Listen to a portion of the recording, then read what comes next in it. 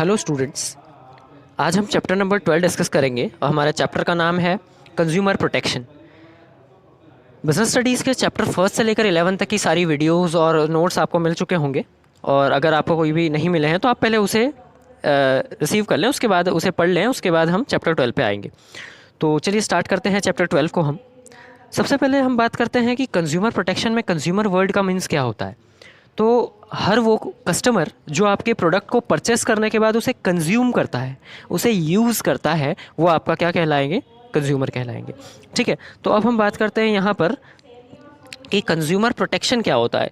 Generally आपको पता है कि कंज्यूमर जो है वो बिज़नेस का किंग होता है, लेकिन जनरली उन्हें ही एक्सप्लॉइट किया जाता है कुछ बिजनेसमैन द्वारा। ठीक है, तो उन्हें हम प्रोटेक्ट कर सकें, यानी कि उन्हें मैक्सिमम सेटिस्फेक्शन दे सकें और उनके राइट्स को हम प्रोटेक्ट करके रख सकें, that is called consumer protection. उसे ही हम क्या कहते हैं? कंज्यूमर प्रोटेक्शन कहते हैं। अब सवाल ये उठता है कि कंज्यूमर को प्रोटेक्ट करने की ज़रूरत क्या है, क्या इंपॉर्टेंस है उसका। यहाँ पे देखिए सी ए डबल बार आ गया है, ये एक सिंगल सी है ना। Importance of consumer protection. अब क्या क्या इंपॉर्टेंस है कंज्यूमर प्रोटेक्शन की? सबसे पहली बात, कंज्यूमर इग्नोरेंस। बहुत सारे कस्टमर ऐसे हैं जो इवन अवेयर तक नहीं है, उन्हें ये भी नहीं पता ये प्रोडक्ट के बारे में और उनको उनकी डिटेल्स और क्या क्या चीज़ें होती है। तो हमारा पहला सबसे मेन ऑब्जेक्टिव होता है कंज्यूमर को अवेयर करना। ठीक है, कंज्यूमर को प्रॉपर तरीके से उनके इग्नोरेंस से हटाकर एक नेक्स्ट लेवल पे ले जाया जाए, जिससे कि उन्हें सारी चीज़ों के बारे में अवेयरनेस हो और उनके इग्नोरेंस को हम दूर कर सकें। नेक्स्ट आता है long term interest of business. अगर आप बिजनेस को लॉन्ग टर्म प्रॉफिट में देखना चाहते हैं तो कंज्यूमर को आपको कहीं ना कहीं सेटिस्फाई करना ही पड़ेगा, उसके अलावा उसका कोई सब्स्टिट्यूट नहीं है। ठीक है, फिर हम आते हैं एक्सप्लॉइटेशन ऑफ कंज्यूमर। आज की तारीख में कंज्यूमर को हर जगह एक्सप्लॉइट किया जा रहा है, हर जगह उनका शोषण किया जा रहा है। तो in order to protect them from it, consumers को उनके शोषण से बचाने के लिए, उनके साथ जो छेड़छाड़ हो रही है उससे उन्हें बचाने के लिए हमने कंज्यूमर प्रोटेक्शन एक्ट बनाया। फॉर एग्जांपल कि किसी कंज्यूमर को 10 रुपये का प्रोडक्ट 12 रुपये में बेचा जा रहा है, तो वो कंज्यूमर प्रोटेक्शन काउंसिल में आकर के उसके बारे में कंप्लेन कर सकता है। ठीक है, तो ये सारी चीज़ें इसमें राइट्स मिली है।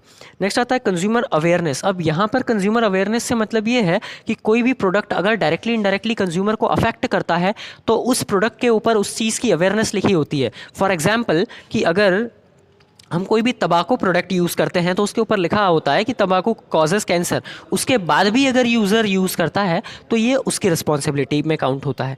ठीक है, नेक्स्ट आता है सोशल रिस्पॉन्सिबिलिटी। हर एक बिजनेसमैन की ये एक सोशल रिस्पॉन्सिबिलिटी होती है कि वो कंज्यूमर्स को सारे प्रोडक्ट जो है बेस्ट क्वालिटी पे और बेस्ट प्राइस पर, अफोर्डेबल प्राइस पर अवेलेबल कराए। तो इसलिए ये सारी चीज़ों का इंपॉर्टेंस है कि ये सारे जो हमने ये सारे पॉइंट डिस्कस किए, ये सारे पॉइंट्स कंज्यूमर प्रोटेक्शन के लिए इम्पॉर्टेंट है।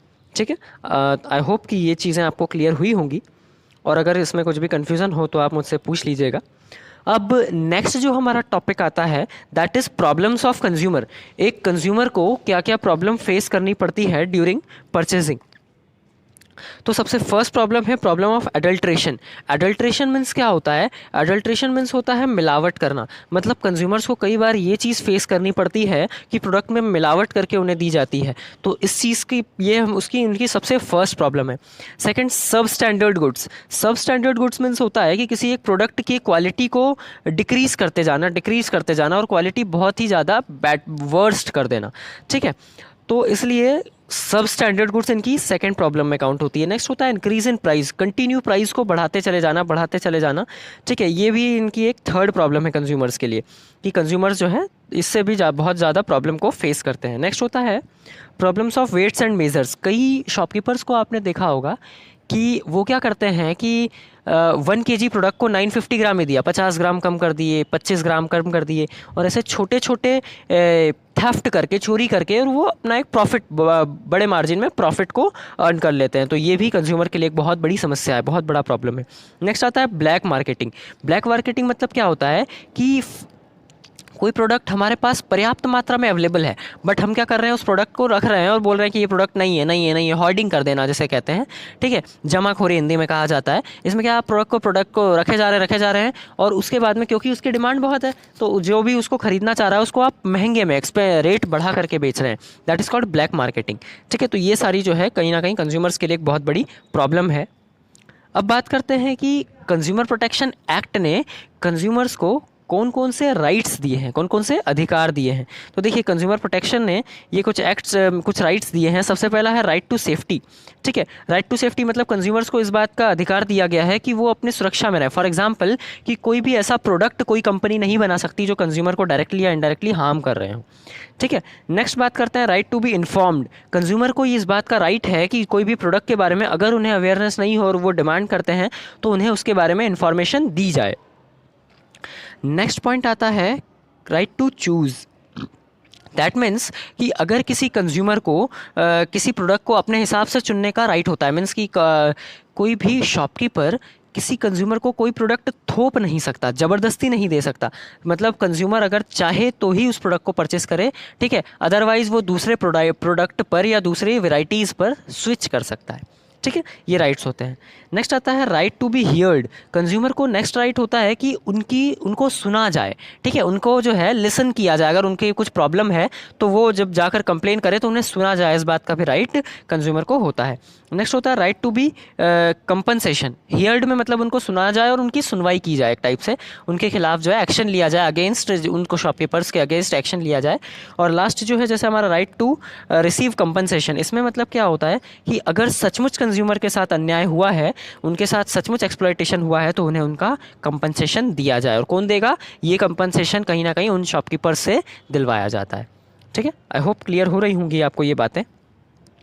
नेक्स्ट हम आगे बढ़ते हैं। नेक्स्ट हमारा टॉपिक है कि रिस्पॉन्सिबिलिटीज़ कौन कौन सी होती है। अब कंज्यूमर की भी कुछ रिस्पॉन्सिबिलिटी होती है, जिनमें उनकी पहली रिस्पॉन्सिबिलिटी है कि नॉलेज ऑफ राइट्स। उनको अपने राइट्स का नॉलेज होना चाहिए। अब पता चला कि उनको अपने राइट्स का नॉलेज ही नहीं है और फिर वो डिमांड कर रहे हैं कि ये राइट्स वो राइट्स नहीं।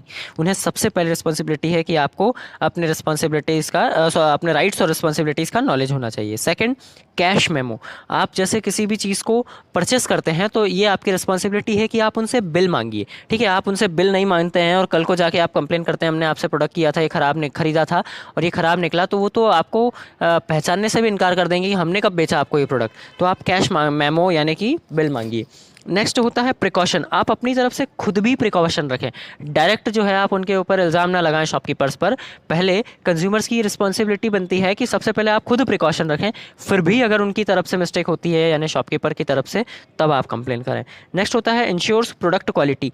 आप जो है कम से कम प्राइस दे करके और इन्फीरियर से इन्फीरियर प्रोडक्ट खरीदते हैं, फिर आकर आप कंज्यूमर से कंप्लेन करते हैं, वो शॉपकीपर से कंप्लेन करते हैं कि प्रोडक्ट में ये मिस्टेक है, तो दैट इज़ नॉट फेयर। आपको जो है सबसे पहले कंज्यूमर की क्वालिटी, प्रोडक्ट की क्वालिटी खुद अच्छा देख करके परचेस करना होगा। उसके बाद अगर कुछ कंप्लेन होती है तो आप कंप्लेन कर सकते हैं। ठीक है, नेक्स्ट जो हमारा टॉपिक आता है कि कंज्यूमर प्रोटेक्शन एक्ट क्या है और इनके ऑब्जेक्टिव्स क्या हैं। तो देखिएगा, आप इन्हें भी डिस्कस करते हैं।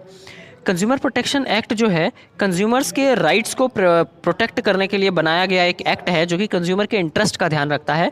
और ये 1986 में पास हुआ था पार्लियामेंट में। 24 दिसंबर 1986 को ये पास हुआ था। और इनका मेन ऑब्जेक्टिव जो है, हमने वैसे तो ऊपर भी डिस्कस किया था, इंपॉर्टेंस वही चीज़ है यहाँ भी, कि कंज्यूमर को प्रोटेक्ट करना, उनके साथ कोई भी अन्याय ना हो, इस बात का ध्यान रखना।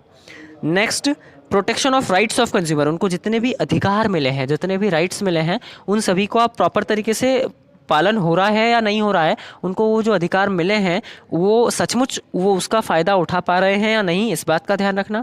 Next, institution for consumer complain. यहाँ पे एक वर्ड नहीं लिखा है मैंने, कंप्लेन। उस कंप्लेन वर्ड को आप यहाँ पे लिख लीजिएगा कि इंस्टीट्यूशन ऑफ कंज्यूमर कंप्लेन। ठीक है, अब ये इंस्टीट्यूशन ऑफ कंज्यूमर कंप्लेन में क्या होता है कि आपको अगर कोई भी कंप्लेन होती है, कोई भी शिकायत होती है, तो 3 टाइप के यहाँ पे कंज्यूमर प्रोटेक्शन काउंसिल्स होते हैं, डिस्ट्रिक्ट लेवल, स्टेट लेवल और नेशनल लेवल। ठीक है, तो आप उनमें जा करके कंप्लेन कर सकते हैं। ठीक है, और वहाँ पर जो है आपकी कंप्लेन की सुनवाई होगी। और जैसे मान लीजिए आप डिस्ट्रिक्ट फोरम में गए, वहाँ पे आपके कंप्लेन आपने की और उसकी सुनवाई नहीं हुई, तो आप नेक्स्ट लेवल पे यानी स्टेट लेवल पर जाकर उसके लिए अपील कर सकते हैं। फिर आप स्टेट लेवल पे गए, वहाँ पर भी जाकर उसका सॉल्यूशन नहीं मिला, तो आप नेशनल लेवल पर जाकर उसके लिए अपील कर सकते हैं। ठीक है, नेक्स्ट जो है cheap and early justice. That means कि आप कम से कम कॉस्ट को इनकर्ड करते हुए और जल्दी से जल्दी आपको जस्टिस यानी न्याय मिल सके कंज्यूमर के एक्सप्लॉयटेशन के रिगार्डिंग, तो ये भी इसका एक मेन ऑब्जेक्टिव है। और इन सभी पर्पस के लिए ही कंज्यूमर प्रोटेक्शन एक्ट 1986 को बनाया गया है। ठीक है, अगर आपको इनमें कोई भी कन्फ्यूज़न होता है तो आप मुझसे पूछ सकते हैं। ठीक है, जो लास्ट टॉपिक है हमारा that is consumer redressal agencies. अब मैंने अभी आपको बताया था कि 3 टाइप की एजेंसीज़ होती हैं, डिस्ट्रिक्ट, स्टेट और नेशनल। अब जो ये डिस्ट्रिक्ट फोरम है, अगर आपकी कंप्लेन 20 लाख रुपए तक की है ना, 20 लाख रुपीज़ तक की, तब तो आप डिस्ट्रिक्ट फोरम में कंप्लेन कर सकते हैं। अगर आपकी कंप्लेन 20 लाख से 1 करोड़ के बीच है तो आप स्टेट कमीशन में कंप्लेन कर सकते हैं, और अगर आपकी कंप्लेन 1 करोड़ से भी ज़्यादा है तो आप डायरेक्ट नेशनल कमीशन में कंप्लेन कर सकते हैं।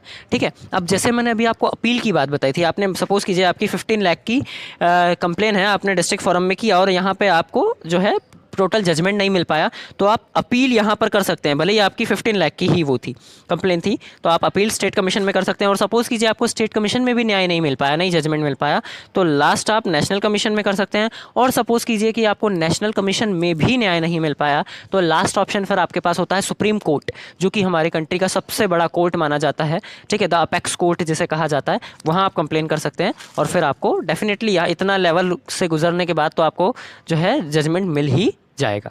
ठीक है, तो यहाँ पे ये दैट्स इट्स हमारा ओवरऑल ये चैप्टर होता है। अगर आपको कोई भी कन्फ्यूज़न हो तो आप कमेंट सेक्शन में लिखें, I will try my best कि आपको उसका बेस्ट सॉल्यूशन मिलेगा।